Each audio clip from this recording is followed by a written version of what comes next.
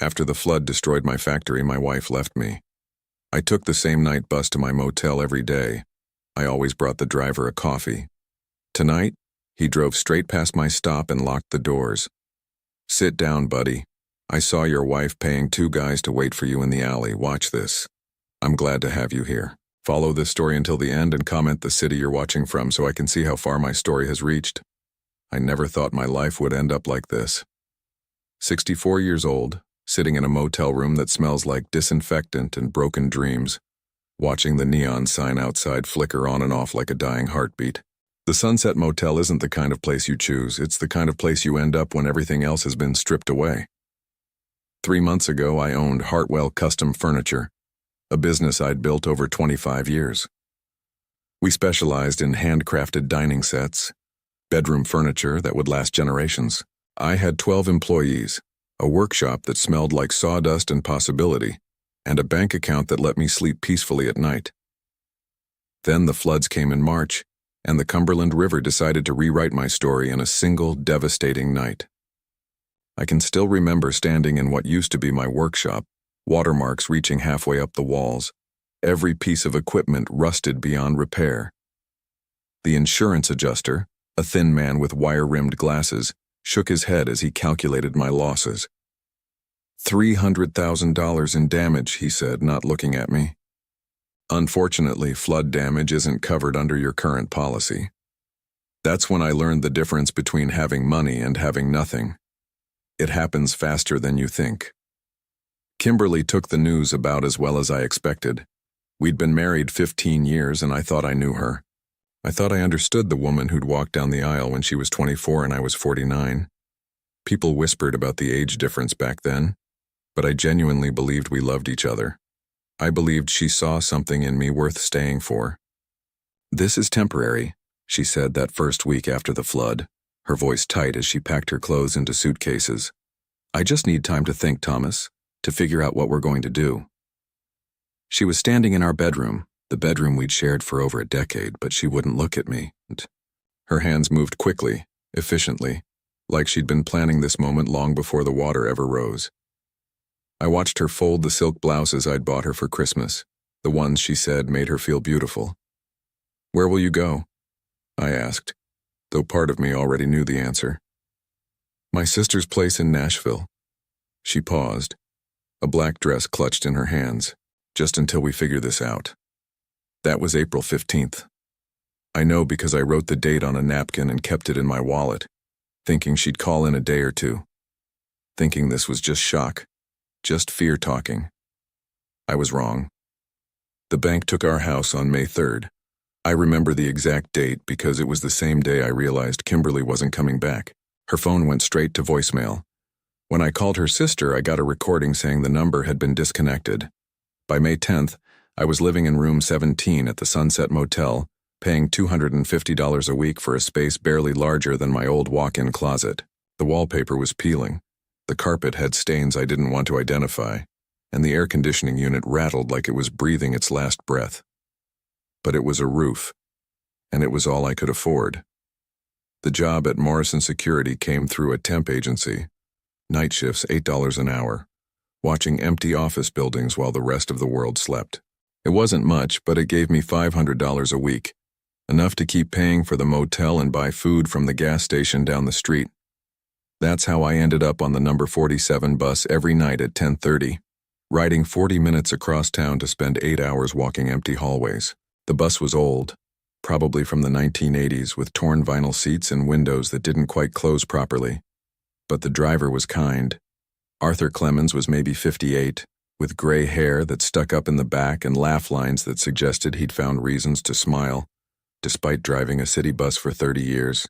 He always wore the same navy blue uniform, always had a thermos of coffee beside his seat, and always greeted every passenger like they mattered. "Evening, Thomas," he'd say when I climbed aboard, exact change in hand. "How you holding up tonight?" Most drivers barely acknowledged passengers. Arthur made eye contact. He remembered names. In a world that had suddenly become cold and indifferent, that small kindness meant more than he could have known. After my first week of taking his bus, I started bringing him coffee from the gas station. Nothing fancy, Just black coffee in a paper cup, maybe $3, including the tip for the night clerk.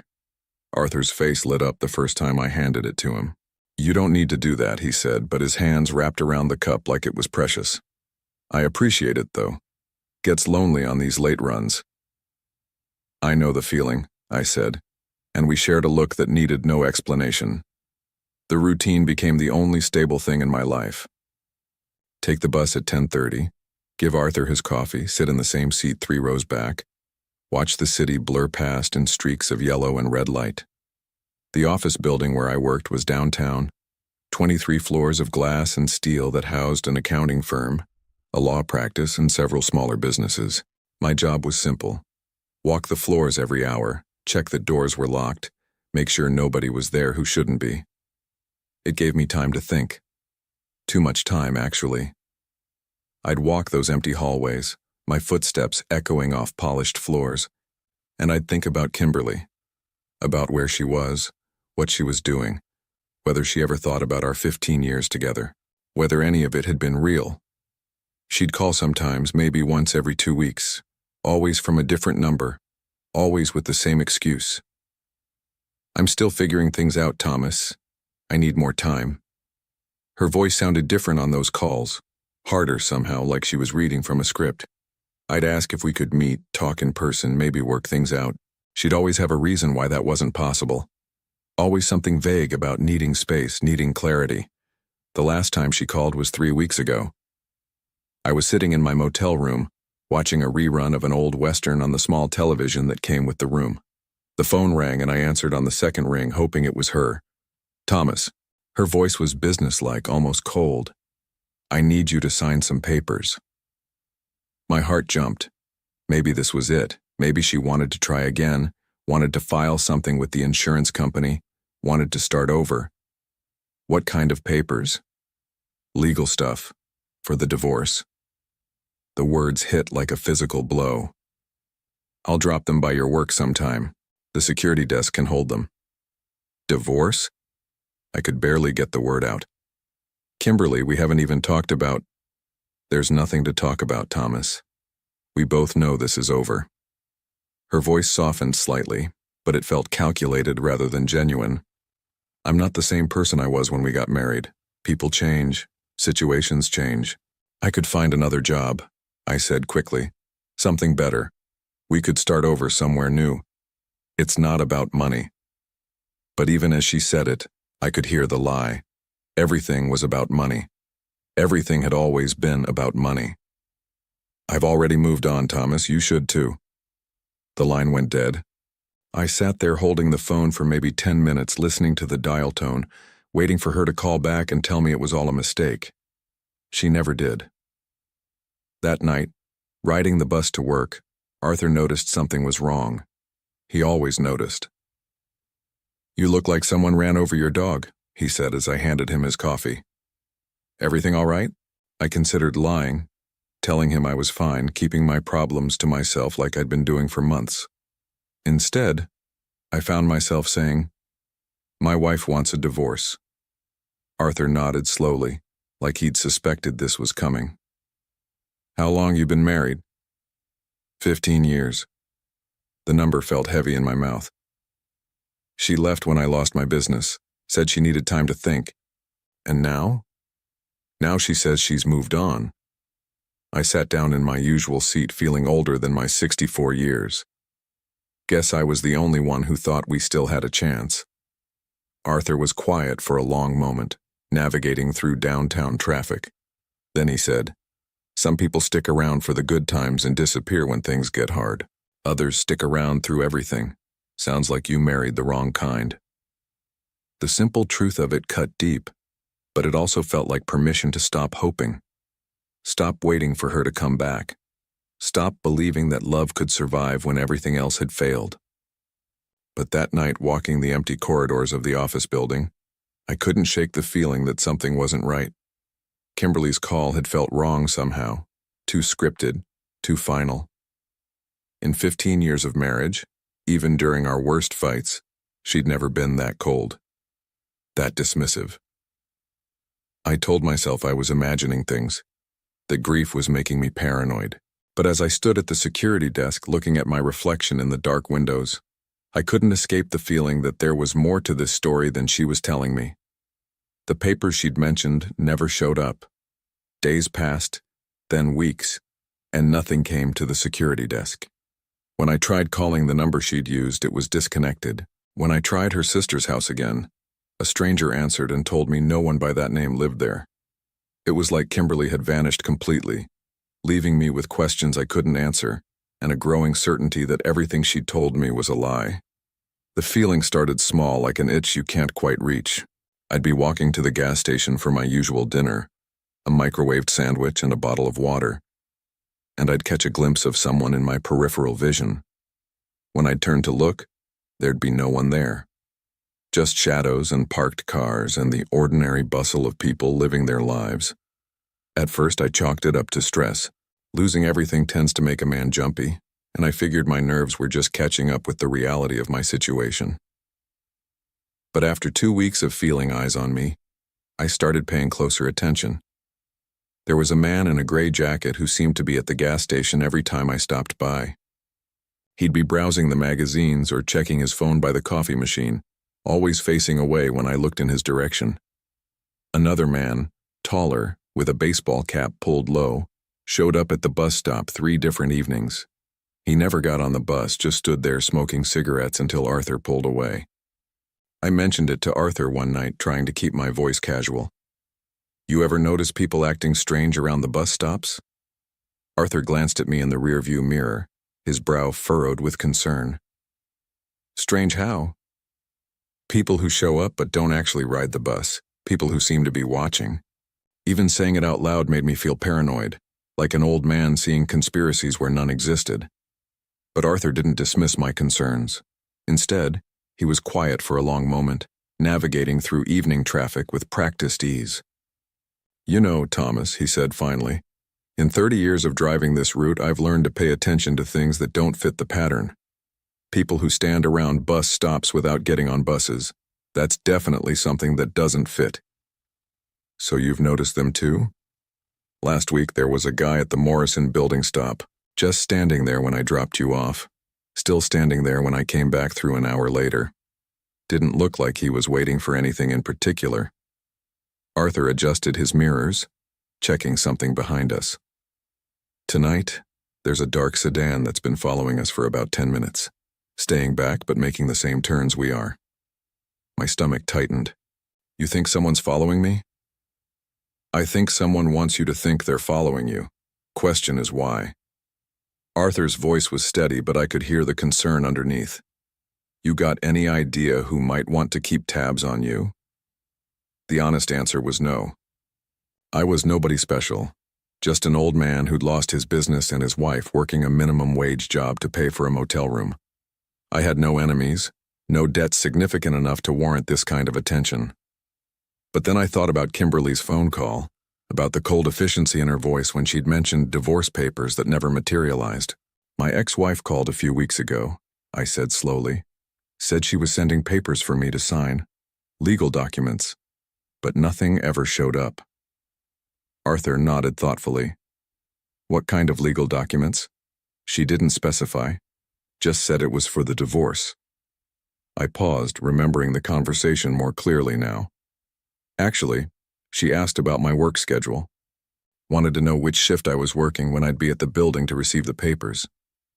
"And you told her?" "Yeah, 10:30 to 6:30, 5 nights a week." The realization hit me like cold water. She knows exactly when I'm traveling, exactly which bus I take. Arthur was quiet again, but I could see him checking his mirrors more frequently. "Thomas, I'm going to ask you something, and I want you to think carefully before you answer. In the 15 years you were married to this woman, did she ever show interest in things like life insurance?" The question seemed to come from nowhere, but something in Arthur's tone made me take it seriously. I thought back through the years of our marriage, trying to remember conversations about insurance, about finances, about planning for the future. "She handled most of the paperwork for the business," I said slowly. "Insurance policies, benefits, that kind of thing. Said she was better with details than I was." I paused, a memory surfacing. "Actually, About 6 months before the flood, she suggested we increase my life insurance policy. Said we should protect our future, make sure we were covered if something happened to me. How much? $200,000. It seemed reasonable at the time. I was the primary earner and the business was doing well. She said it would give us peace of mind. I felt a chill that had nothing to do with the air conditioning. You think that's relevant? Arthur didn't answer directly. Instead, he asked, have you signed any papers lately? Anything your wife sent or brought by or asked you to take care of? No. Like I said, the papers she mentioned never showed up. But even as I said it, I remembered something else. 3 weeks ago, a woman had approached me at the gas station, professional-looking with a clipboard and a friendly smile. She'd said she was from my old insurance company, updating beneficiary information after my address change. Actually, I said, my mouth suddenly dry, there was someone, a woman with a clipboard, said she was updating my insurance records. I signed some forms, gave her my new address. Arthur's hands tightened on the steering wheel. What did she look like? Blonde hair, maybe mid-30s, well-dressed. She had proper paperwork, knew details about my policy that seemed legitimate. I tried to remember more specifics, but the interaction had been brief, routine. She said it was standard procedure when a policyholder changed addresses. Thomas, I need to tell you something. Arthur's voice was careful, measured. I've been driving city buses for 30 years. Before that, I worked security for a private investigation firm. I've seen enough to recognize when someone's being set up. The words hit like a physical blow. Set up for what? I don't know yet, but between the people watching you, the timing of your wife's phone call, and now this insurance paperwork, someone's been very busy making sure all the pieces are in place for something. Arthur took the exit toward downtown, but instead of heading directly to my building, he took a longer route through side streets. The question is what they're planning and how long we have to figure it out. I sat in stunned silence, trying to process what he was telling me. The idea that Kimberly might be involved in something sinister seemed impossible. Yes, she'd left when things got bad, but that didn't make her a criminal. People fell out of love. People got scared when their security disappeared. That didn't mean they were capable of... Capable of what? I asked out loud, realizing Arthur hadn't actually specified what kind of setup he thought this was. Arthur was quiet for a long moment.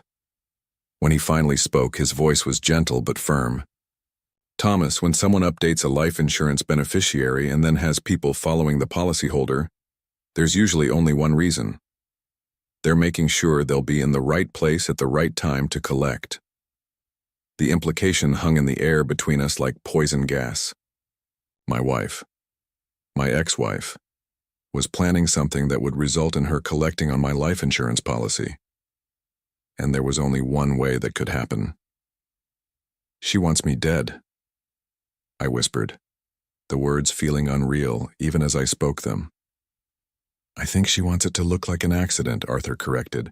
Arthur, which means we need to be very, very careful about where you go and when you go there. We pulled up to the Morrison building, and Arthur turned in his seat to look at me directly. Listen to me carefully. I want you to work your shift like normal tonight, but I want you to pay attention to everything. Every person you see, every car that doesn't belong, every sound that seems out of place. And tomorrow night we're going to have a different conversation about what happens next. I got off the bus feeling like I was walking in a dream, or maybe a nightmare. The familiar routine of checking in with the night security desk, collecting my keys and radio, walking the empty floors felt different now. Every shadow could hide a threat. Every strange noise could signal danger. At 2 a.m, while making my rounds on the 15th floor, I called the insurance company from my cell phone. The automated system let me check my policy status without speaking to a human. The policy was active, premium paid through the end of the year. Beneficiary, Kimberly Ann Hartwell. She was still listed as my wife, still set to receive $200,000 if something happened to me.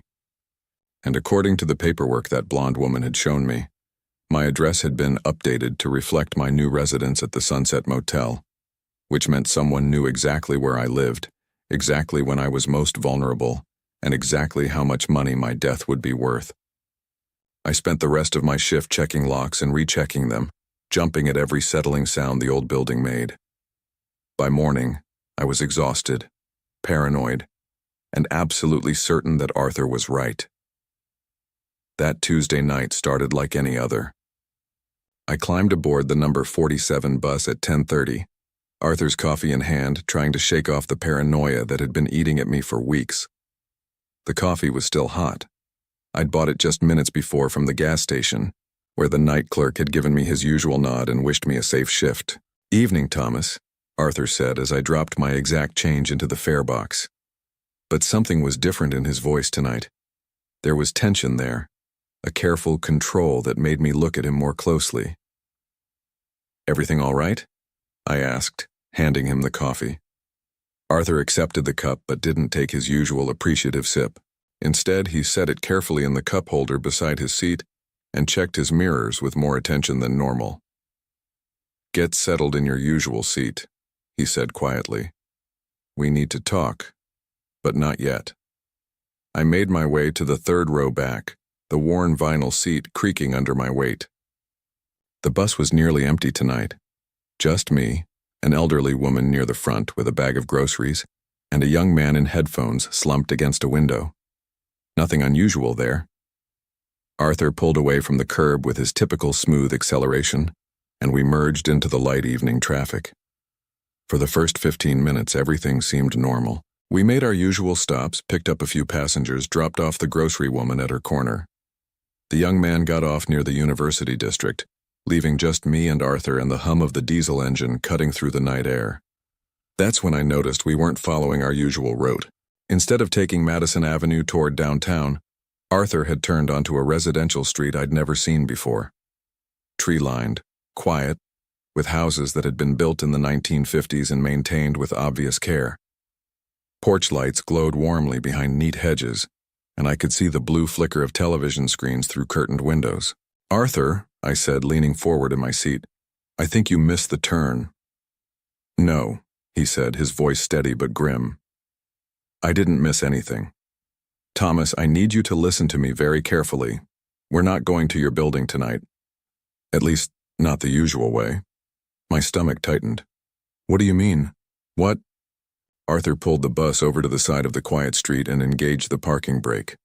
The air brakes hissed as they locked, and suddenly the only sound was the idle of the engine and the soft whisper of the air conditioning. He turned in his seat to face me, his expression more serious than I'd ever seen it. "About an hour ago, I was finishing my dinner break at the depot.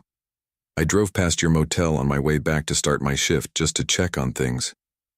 He paused, choosing his words carefully.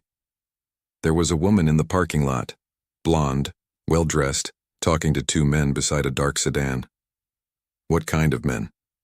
"The kind you don't want to meet in a dark alley."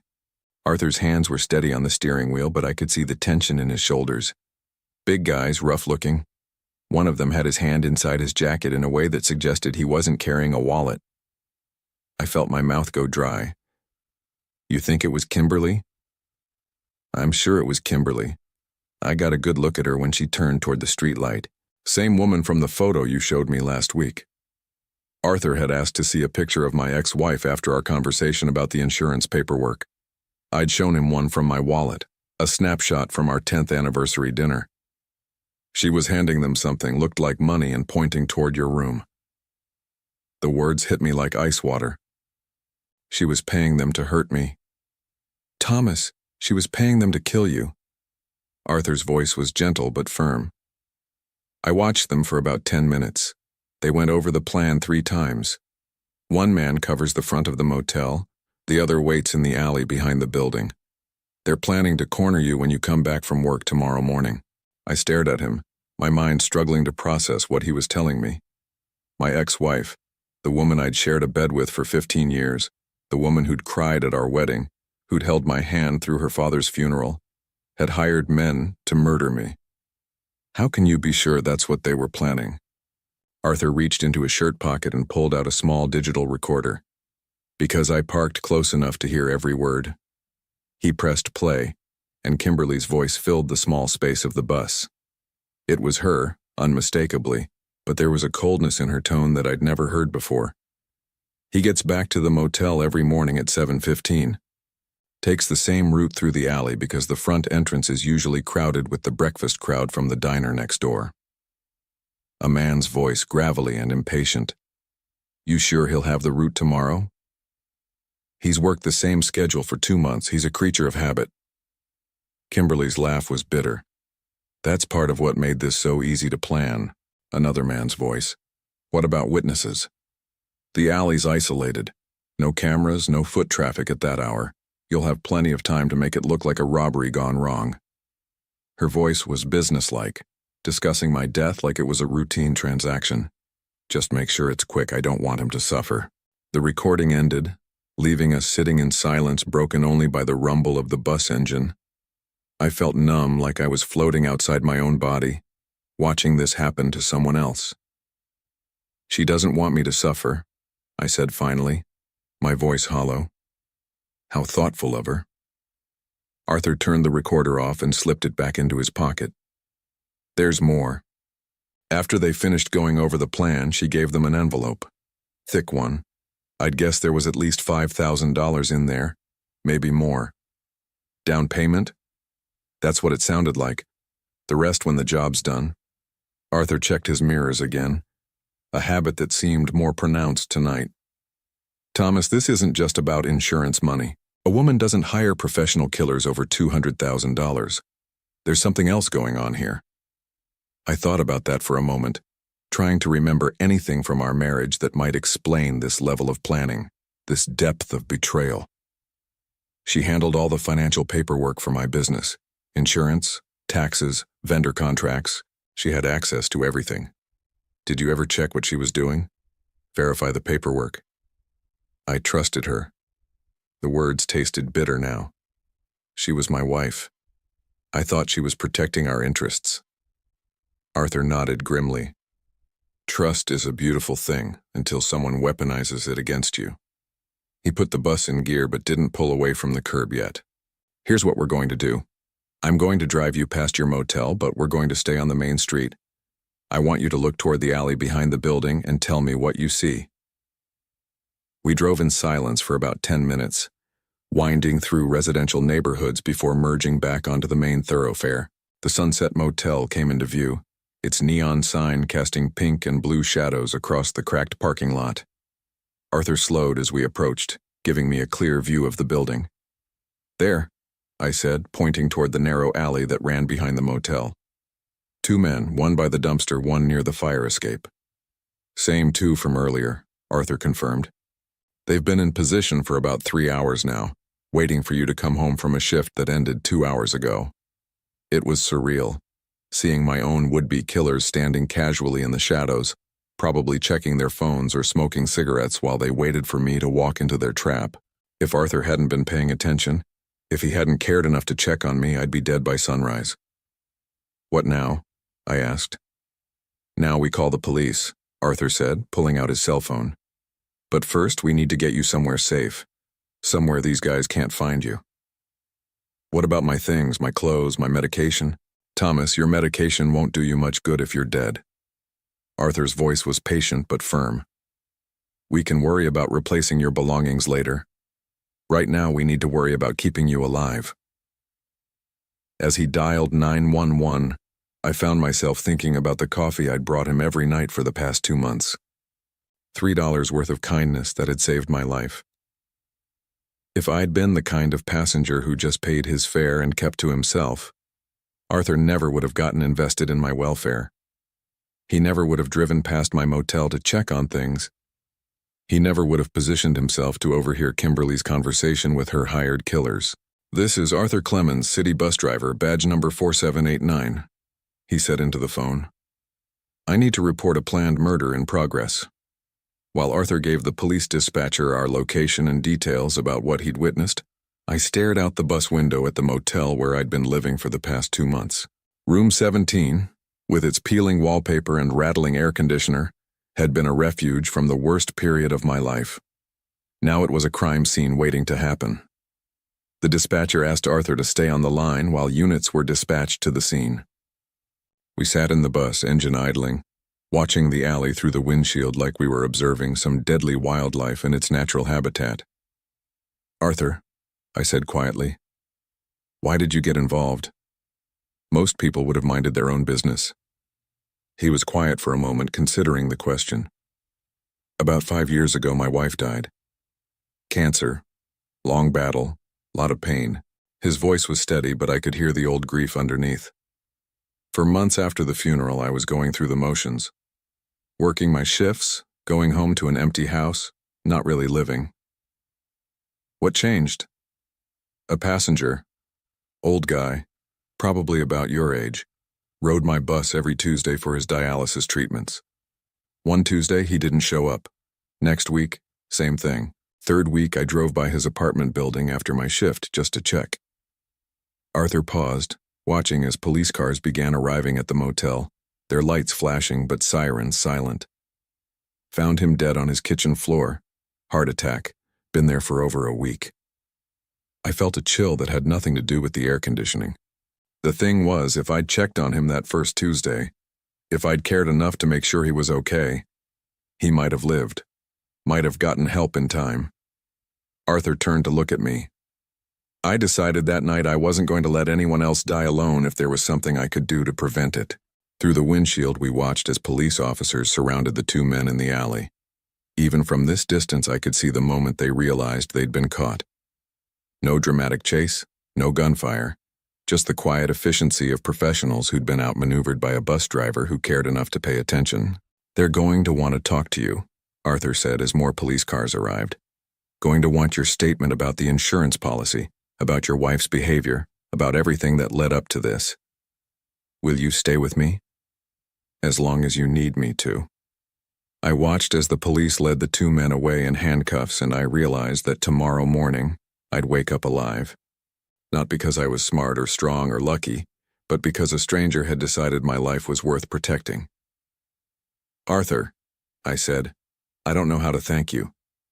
He handed me his coffee cup, still warm, still untouched from when I'd given it to him hours earlier. "Drink this," he said with a small smile. "We're going to be here for a while." Detective Sarah Martinez had the kind of steady, professional demeanor that made you feel like you were in capable hands. She was maybe 45, with graying hair pulled back in a practical ponytail and eyes that seemed to see everything without judging any of it. When she interviewed me at the police station that morning, she listened to my story with the patience of someone who'd heard stranger things than a 64-year-old man's wife trying to have him killed for insurance money. "Mr. Hartwell," she said, setting down her coffee cup and opening a thick file folder. "I need you to understand that what we've uncovered goes significantly beyond what Mr. Clemens witnessed last night." Arthur sat beside me in the small interview room, having refused to leave despite my insistence that he'd done enough already. The recording device on the table between us hummed quietly as Detective Martinez organized her paperwork. The two men we arrested last night were very cooperative once they realized they were facing conspiracy to commit murder charges. Turns out, killing people for money loses its appeal when you're looking at life in prison. She pulled out a stack of photographs. James Riley and Marcus Webb. Both have extensive criminal records. Robbery, assault, weapons charges, professional muscle for hire. The photos showed the men I'd seen in the alley, but looking at their faces in bright light made the reality of what had almost happened hit home. These weren't desperate amateurs. They were experienced killers who'd been paid to end my life. "How much did she pay them?" I asked. $10,000 total. 5 up front, 5 when the job was completed. Detective Martinez's voice was matter-of-fact, but I could see sympathy in her eyes. "For these two, that's a fairly standard rate for what they call a clean removal." Arthur shifted in his chair beside me. "You said this goes beyond what I witnessed. What else did you find?" Detective Martinez pulled out another set of documents. "We executed a search warrant on Mrs. Hartwell's residence this morning. What we found suggests this has been in the works for quite some time."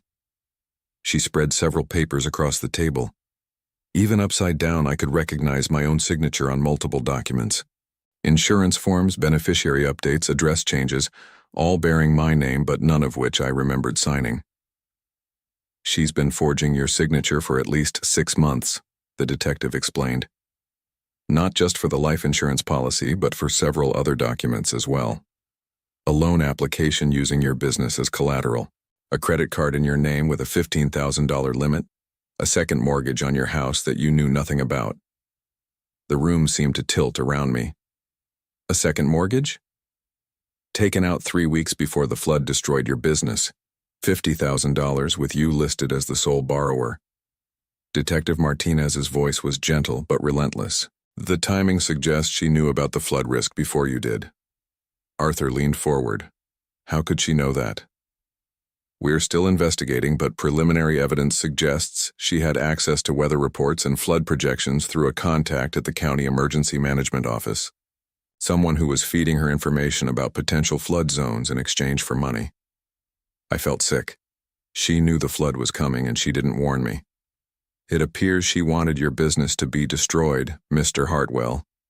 The insurance policy on the building specifically excluded flood damage, which she would have known when she helped you select the coverage. But your life insurance policy had no such exclusions. The full scope of her betrayal was starting to come into focus, and it was worse than anything I'd imagined. She's been planning this for months. Longer than that. Detective Martinez pulled out another document. We found records showing she's been in contact with Mr. Riley and Mr. Webb for almost a year. Text messages, phone calls, even a few in-person meetings. She's been building toward this for a very long time. Arthur's voice was tight with anger. What was her endgame? Kill Thomas? Collect the insurance money and disappear? Actually, it was more sophisticated than that. She's been building a new identity for herself in Nashville. New social security number, new background history, even a fake employment record. Once she collected the life insurance payout, she was planning to disappear completely. New name, new life, no trace of Kimberly Hartwell ever existing. I stared at the documents spread across the table. My wife's handwriting mingled with my forged signature on papers that were designed to destroy my life and fund her escape.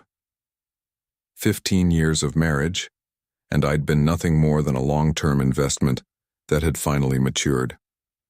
Where is she now? I asked. That's the interesting part. Detective Martinez's expression grew more serious.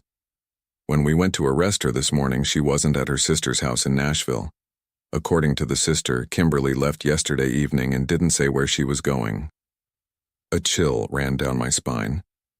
She knows the plan failed. We think so.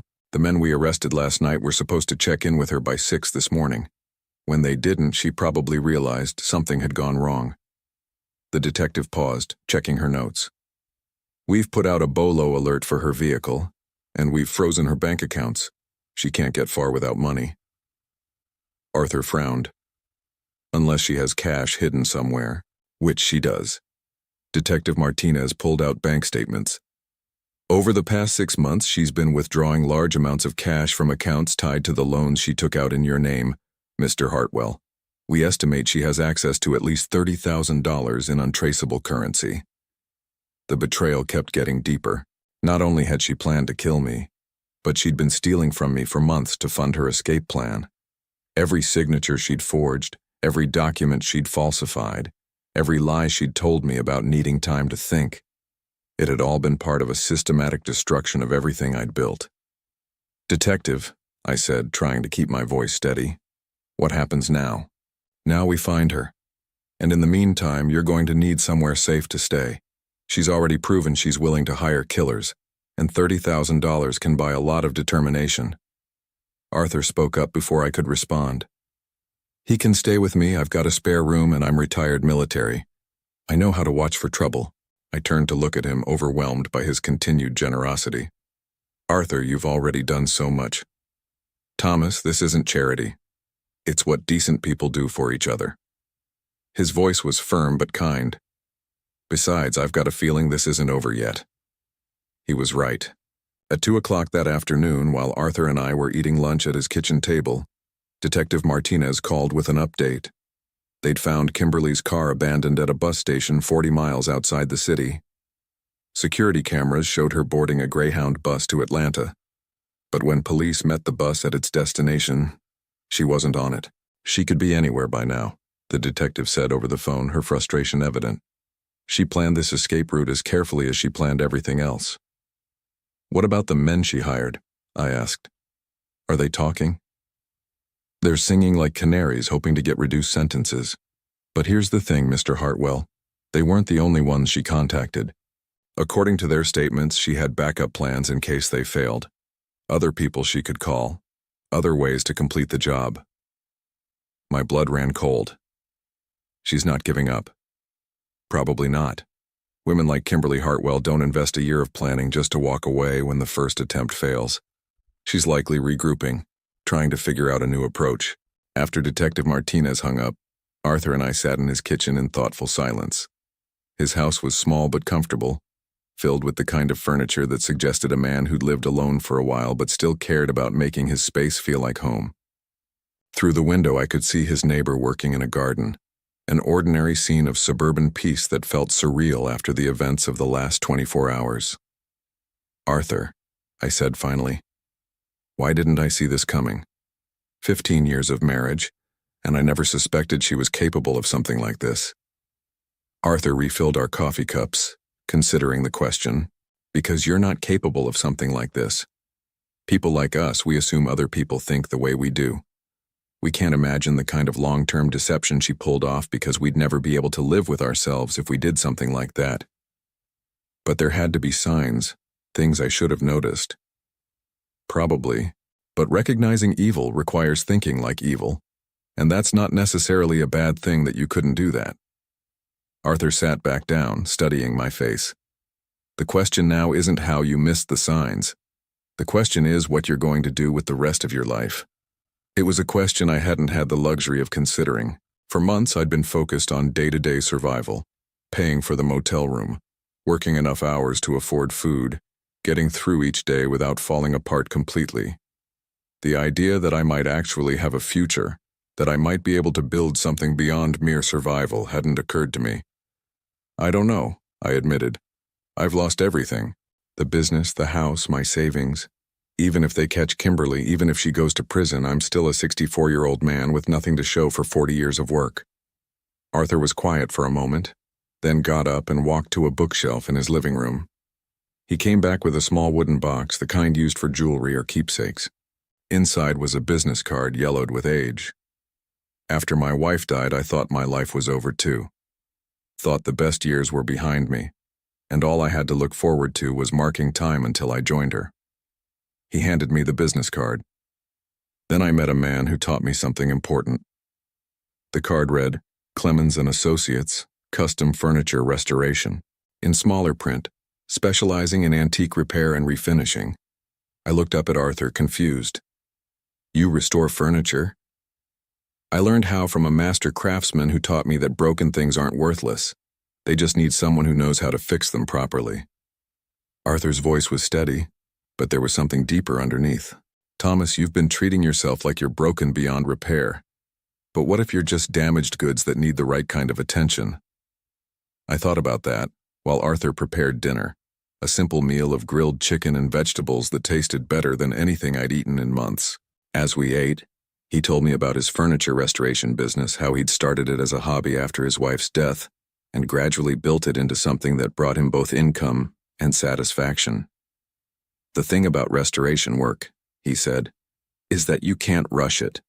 You have to respect the original craftsmanship, understand what made the piece valuable in the first place, then carefully repair the damage without destroying the character that made it worth saving.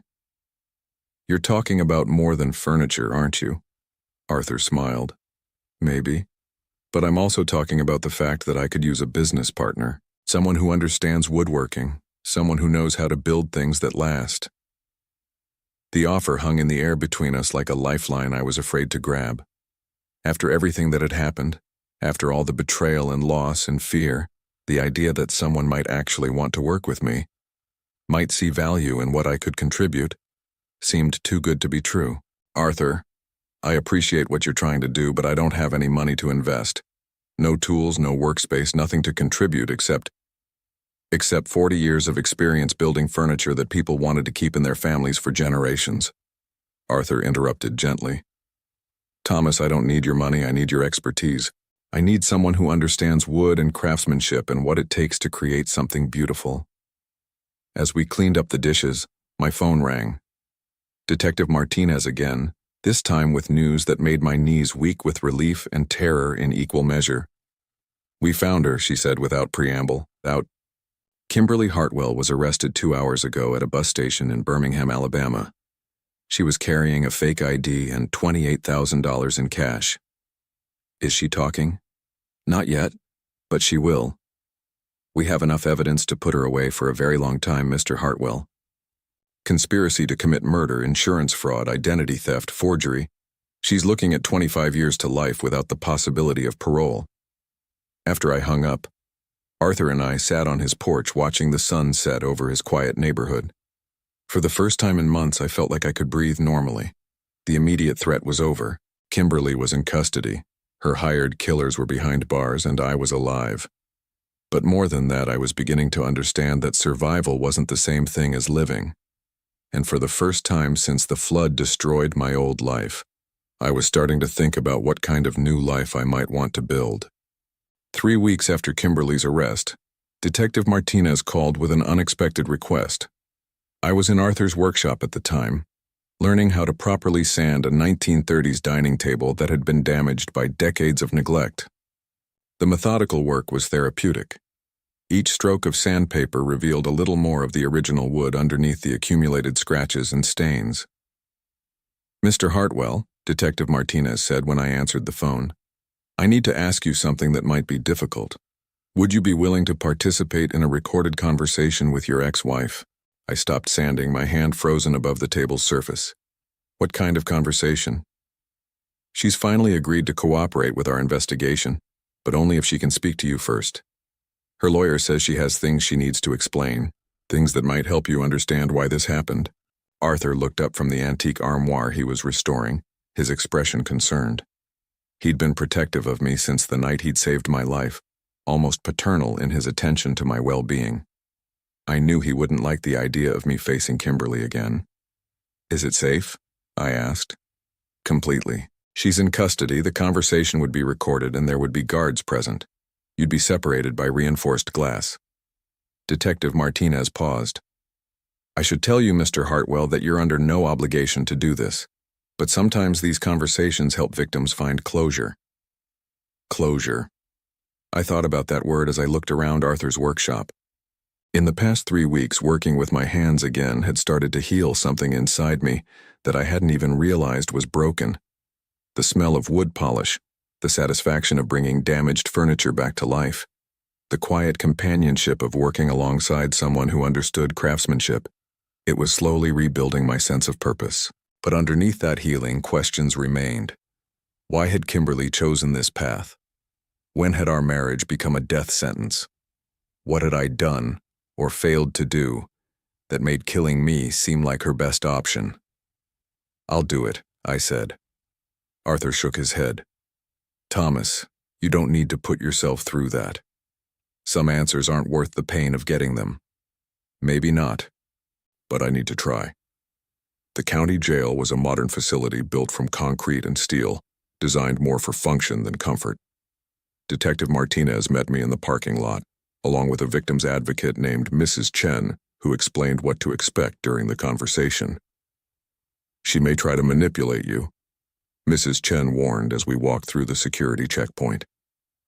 "People facing lengthy prison sentences often attempt to shift blame or generate sympathy. Remember that you're here by choice, and you can end the conversation at any time." The visiting room was smaller than I'd expected, divided down the middle by a wall of reinforced glass with built-in phones for communication. On my side were molded plastic chairs bolted to the floor.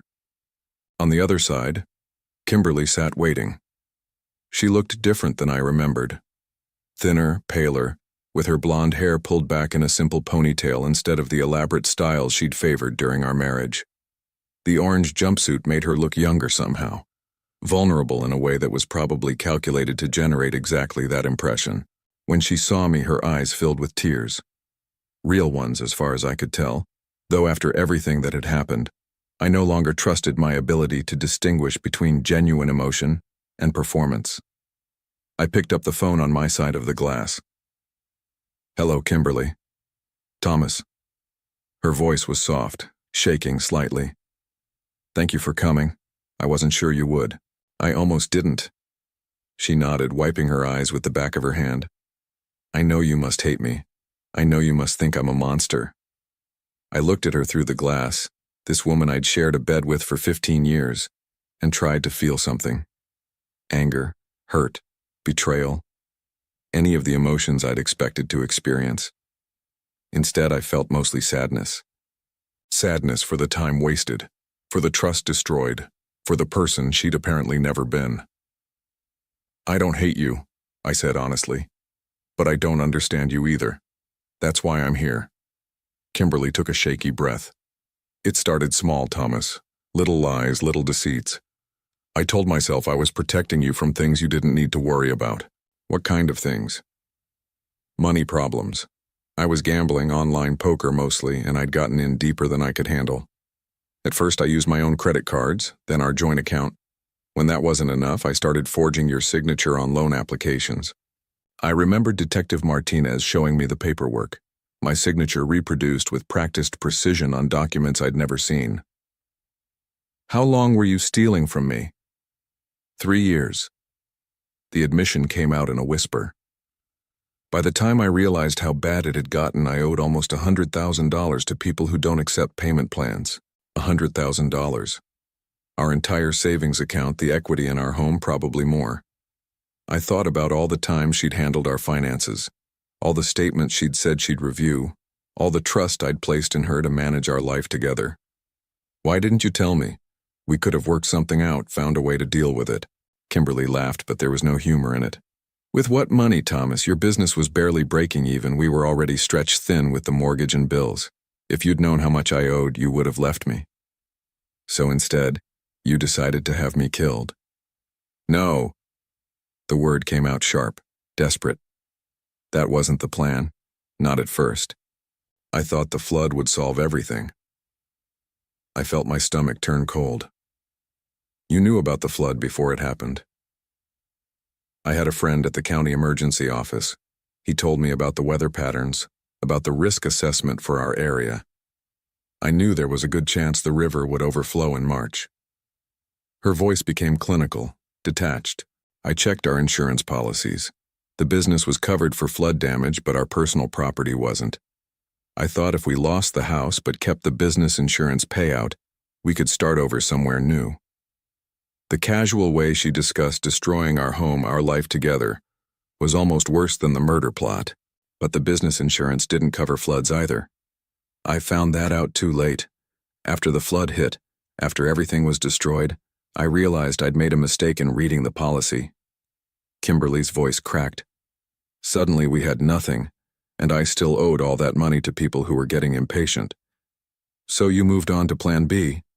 "The life insurance was always there, Thomas. $200,000, enough to pay off my debts and start over."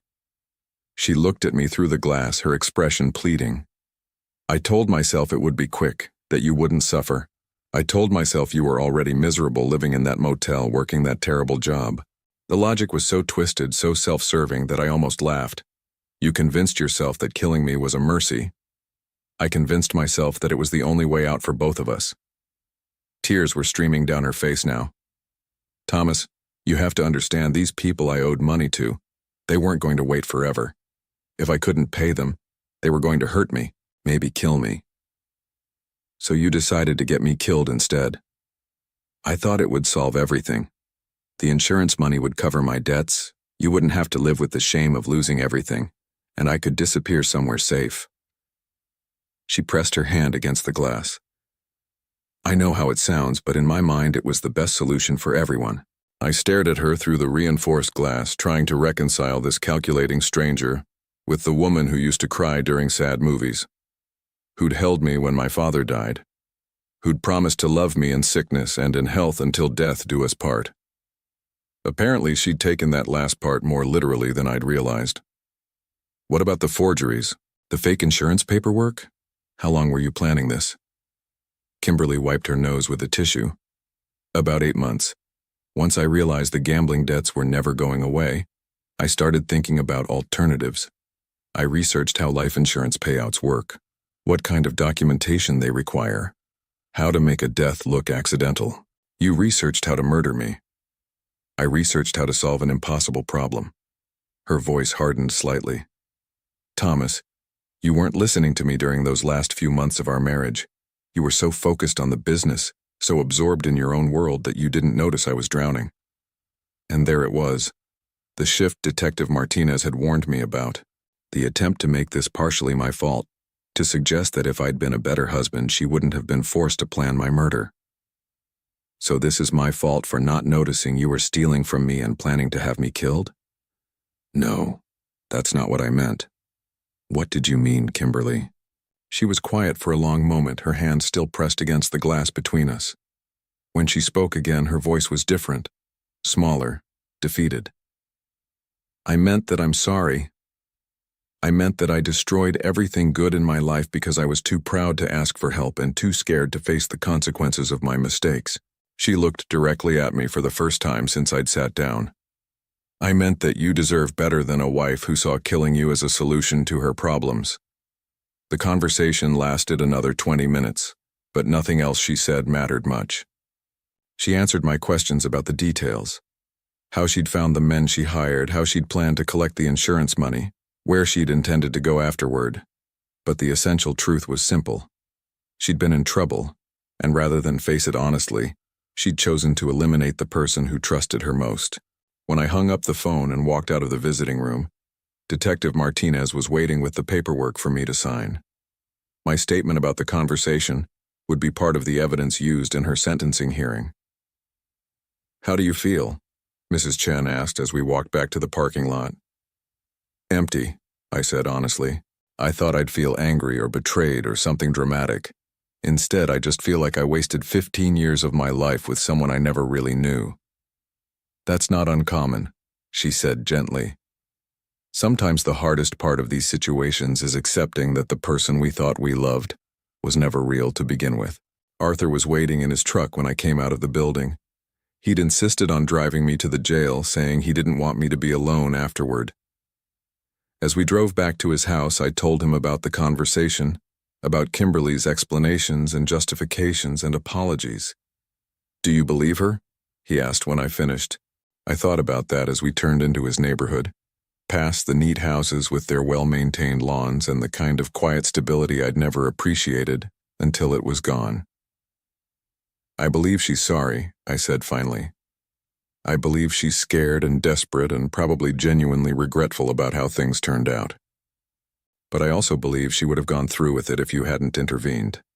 I believe she would have collected that insurance money and slept just fine in her new life while I was buried in some cheap cemetery." Arthur nodded. "Some people are sorry they did something wrong. Other people are just sorry they got caught." That evening, as I helped Arthur apply a final coat of varnish to the dining table we'd been restoring, I realized something important. The conversation with Kimberly hadn't given me closure. It had given me perspective. For months, I'd been torturing myself with questions about what I could have done differently, how I'd failed as a husband, whether I bore some responsibility for the destruction of my marriage. Now I understood that some people are simply willing to do things that others can't imagine. Some people will lie and steal and betray and justify it all as necessary for their survival. And recognizing that truth wasn't defeat. It was liberation. "Arthur," I said as we cleaned our brushes, "tell me more about this business partnership you mentioned." He smiled, and I saw something in his expression that I'd been seeing more often lately: hope. "I was thinking we could call it Second Chance's Furniture Restoration. What do you think?" 8 months after Kimberly was sentenced to 25 years without the possibility of parole, I stood in the workshop that Arthur and I had built together, running my hand along the smooth surface of a restored Victorian writing desk. The wood gleamed under the fluorescent lights, every scratch and water stain carefully removed, every joint reinforced, every detail returned to its original beauty. Second chances. Furniture restoration had started in Arthur's garage, but word of our work had spread through the community faster than either of us had expected. People brought us family heirlooms that had been damaged by time or neglect, pieces that held memories too precious to discard but too broken to use. We gave them back their functionality and their dignity, and in return, we found something we'd both been missing: purpose. The insurance investigation had eventually uncovered most of the money Kimberly had stolen from me. Not all of it. Some had been lost to her gambling, some spent on planning my murder, but enough to give me a foundation for starting over. Combined with Arthur's savings and the income from our restoration work, we'd been able to lease a proper workshop space and purchase the tools we needed to do the job right. I was adjusting the hardware on an antique armoire when Arthur called from the front of the shop. "Thomas, someone here to see you." I set down my screwdriver and walked to the front room, where we displayed finished pieces and met with customers. A woman in her 50s stood admiring a refinished oak dining table, her fingers tracing the restored carving along its edge. "Mr. Hartwell." She turned when she heard my footsteps. "My name is Carol Brennan. Detective Martinez gave me your information." I recognized the name from news reports. Carol's husband had been killed in an apparent robbery 6 months earlier, but police had recently arrested his business partner in connection with the murder. Like me, she'd discovered that someone she trusted had been planning her family's destruction. "Detective Martinez said you might understand what I'm going through," Carol continued, her voice carefully controlled. "She said you'd survived something similar." Arthur appeared from the back room, wiping his hands on a shop rag. He'd become expert at reading my moods, knowing when I needed support and when I needed space to handle things myself. This felt like a moment for support. "Would you like some coffee?" Arthur offered. We were just taking a break anyway. The three of us sat in the small office space we'd created in one corner of the workshop. Carol told us her story, how her husband's business partner had been embezzling money for years, how the man had killed her husband to prevent discovery of the theft, how she'd learned that the person offering comfort during her grief had been the one who'd caused it. "The worst part," she said, accepting a cup of coffee from Arthur, "is how stupid I feel. Everyone keeps telling me it wasn't my fault, that I couldn't have known, but I keep thinking there must have been signs I missed." I understood exactly what she meant. For months after Kimberly's arrest, I'd tormented myself with the same questions. How had I failed to see the woman I'd married for who she really was? What kind of husband doesn't notice that his wife is stealing from him and planning his murder? "The signs were there," I said honestly. "Looking back, I can see them clearly. But the reason I missed them wasn't because I was stupid or naive. It was because I'm not capable of that level of deception myself, so I couldn't imagine someone else being capable of it." Carol nodded, tears starting in her eyes. "People keep saying I should feel angry, but mostly I just feel lost. Like everything I thought I knew about my life was a lie." "Some of it probably was," Arthur said gently, "but not all of it. The love you felt was real. The memories you made were real. The person you thought you were married to, that person existed in your mind and heart even if they didn't exist in reality." Over the next hour, Carol told us about the financial investigation, the arrest, the upcoming trial. Her husband's business partner had stolen over $300,000 from their company, money that should have secured their retirement. Now she was facing not only the loss of her husband, but the loss of their financial security. "I don't know how to start over," she admitted. "I'm 53 years old. I haven't worked outside the home in 20 years. I don't even know who I am without him."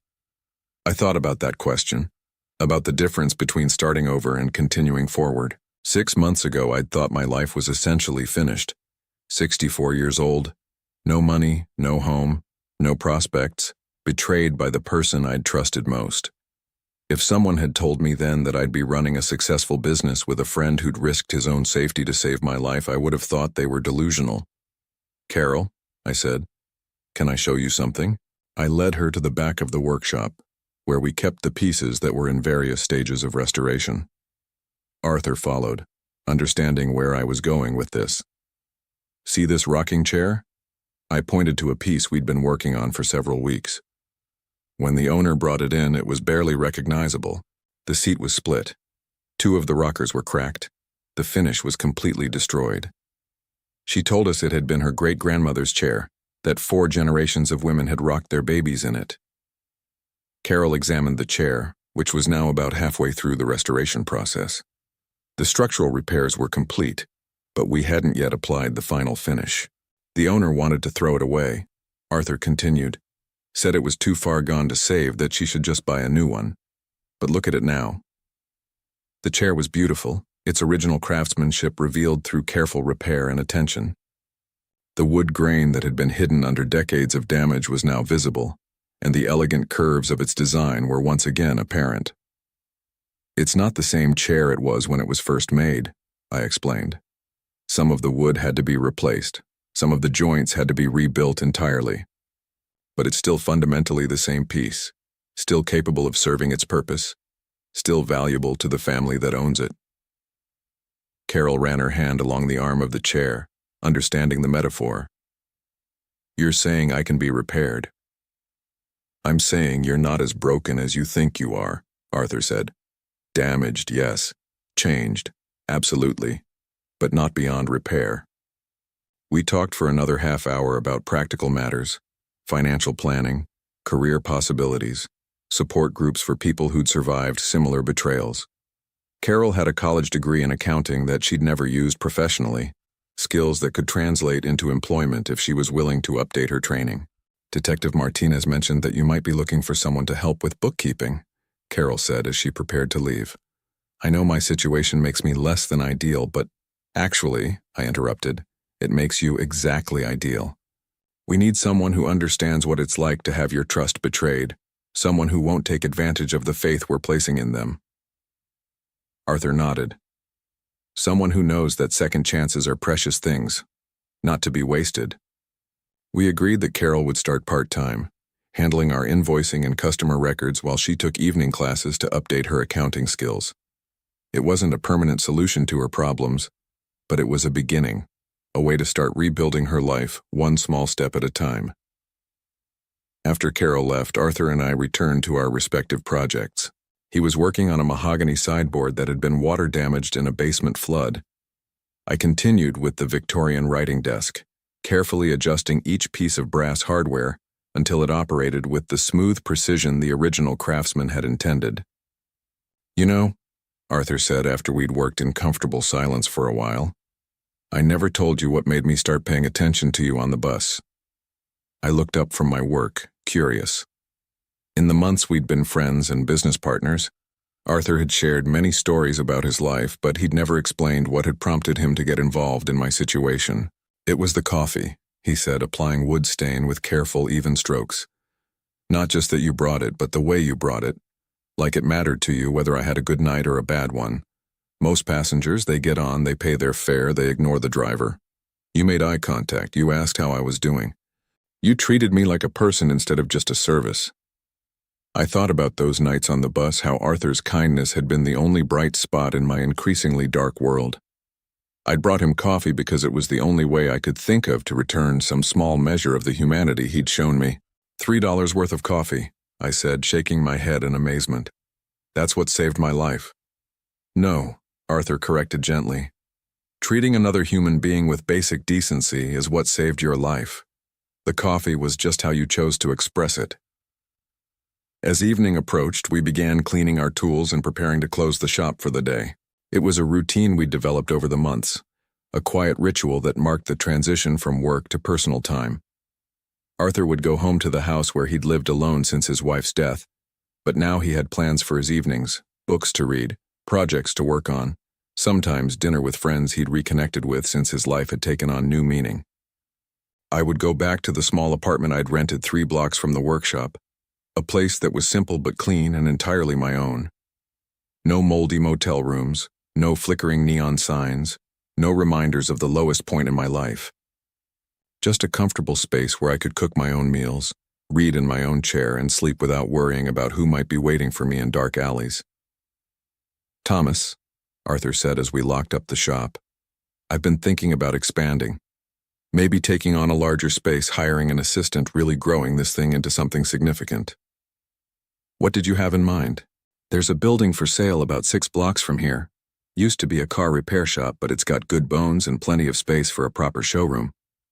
I was thinking we could display finished pieces, maybe even take custom orders for new furniture built in traditional styles. The idea excited me more than I'd expected. For the first time since losing my original business, I was thinking about growth instead of mere survival, about building something larger than ourselves, something that could outlast us. How much would something like that cost? More than either of us has individually, Arthur admitted. But together, with the business credit we've established and the reputation we're building, I think we could make it work. As we walked to our respective vehicles, I thought about the strange path that had brought us to this moment. 6 months ago, I'd been a broken man living in a motel room, abandoned by everyone I thought I could count on. Now I was planning the expansion of a business I'd built with a friend who'd risked everything to save my life. "Arthur," I said as we reached his truck, "do you ever wonder what would have happened if you hadn't been paying attention that night? If you'd just driven your route and minded your own business?" He was quiet for a moment, considering the question. "I wonder about a lot of things, but mostly I'm grateful that I learned to pay attention to the people around me. My wife used to say that we're all connected in ways we can't see, that small acts of kindness ripple outward in directions we never expected. She sounds like she was a wise woman." "She was, and she would have liked you." Arthur smiled, the expression transforming his weathered face. "She would have said that saving your life was just the universe's way of saving mine, too." As I drove home through the quiet streets of our neighborhood, I reflected on the truth of that statement. Arthur had saved my life in the most literal sense, but in the process he'd also given his own life new meaning. Our friendship, our business partnership, our shared commitment to restoration and second chances, it had transformed both of us. At home, I made a simple dinner and sat at my kitchen table reading a book about advanced woodworking techniques. Outside my window, I could see the lights of other apartments, other lives being lived with ordinary purpose and quiet satisfaction. For the first time in years, I felt like I belonged in that ordinary world. My phone rang as I was getting ready for bed. The caller ID showed a number I didn't recognize, and for a brief moment, I felt an echo of the old fear. But Kimberly was in prison, her conspirators were behind bars, and the threats to my life were over. "Mr. Hartwell?" The voice belonged to a young woman, nervous but determined. "My name is Janet Morrison. I got your number from Carol Brennan. She said you might be able to help me." Another referral, another person whose life had been shattered by betrayal and who was looking for guidance on how to pick up the pieces. I listened as Janet told me about her situation. A business partner who'd been embezzling, a discovery that had cost her both her livelihood and her faith in her own judgment. "Carol said you understood what it was like to start over after something like this," Janet said. "She said you'd found a way to build something new from the wreckage." I looked around my small apartment, thinking about the workshop where Arthur and I created beautiful things from damaged materials, thinking about the expansion we were planning, thinking about the life I'd built from the ashes of everything I'd lost. "Janet," I said, "why don't you come by the shop tomorrow afternoon? I'd like you to meet my business partner, and I think we might be able to show you something that will help you understand what's possible when you refuse to let betrayal define your future." After I hung up the phone, I sat quietly in my living room for a few minutes, listening to the sounds of the city settling into sleep around me. Somewhere out there, Kimberly was lying on a narrow bunk in a prison cell, probably staring at the ceiling and thinking about the choices that had brought her to that place. I felt sorry for her in a distant way, the same kind of sadness I might feel for a stranger who'd made catastrophically bad decisions. But I didn't think about her much anymore. My focus was on tomorrow, on the new project Arthur and I would start, on the people who would come to us seeking restoration and second chances, on the life I was building one careful decision at a time.